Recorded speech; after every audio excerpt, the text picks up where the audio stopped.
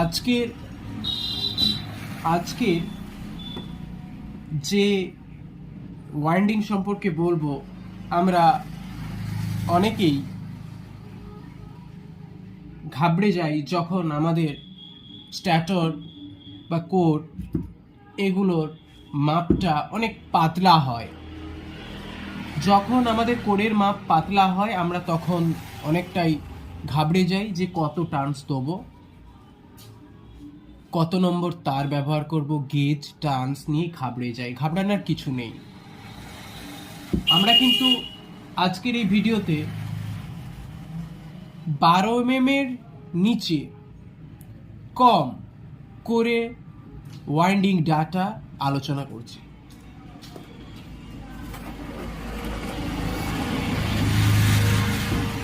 আপনারা আশা করি দেখতে পাচ্ছেন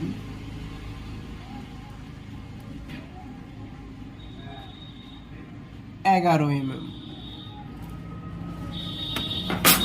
এটা রয়েছে 11 mm core স্ট্যাটর, 14 1 2 3 4 5 6 7 8 9 10 11 12 13 14 coil 11 mm 11 mm করে ওয়াইন্ডিং ডাটা। আজকে কিন্তু এর ওয়াইন্ডিং ডাটা এবং ওয়াইন্ডিং সিস্টেমের ফুল ভিডিও আপনাদের কাছে তুলে ধরলাম। কিভাবে কয়েল পরিষ্কার করতে হয়, পেপার লাগাতে হয়, ওয়াইন্ডিং করতে হয় এবং কত নম্বর তার, কত গেজ।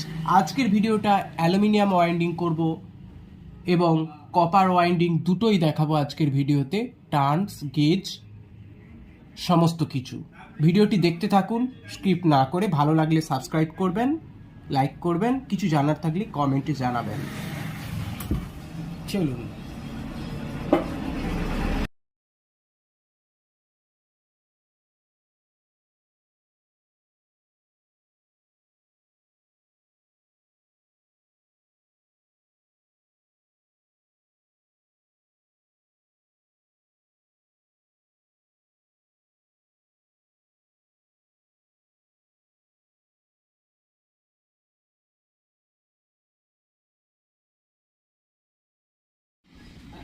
আমরা এরপর রানিং ওয়াইন্ডিংটা কমপ্লিট করব। স্টার্টিংটা হয়ে গেছে।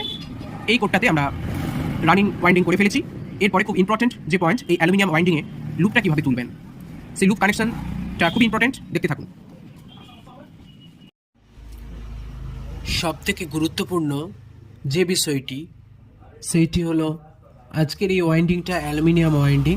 অ্যালুমিনিয়াম তার খুব সূক্ষ্ম হয়, তাই এটাকে যখন পোড়ানো হবে খুব সতর্কভাবে আমরা কিন্তু ইনসুলেশনটাকে পোড়াবো।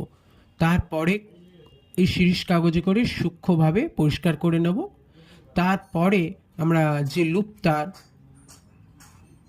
বের করব সেগুলোকে ভালোভাবে জুড়ে নিয়ে একবার শোল্ডারিং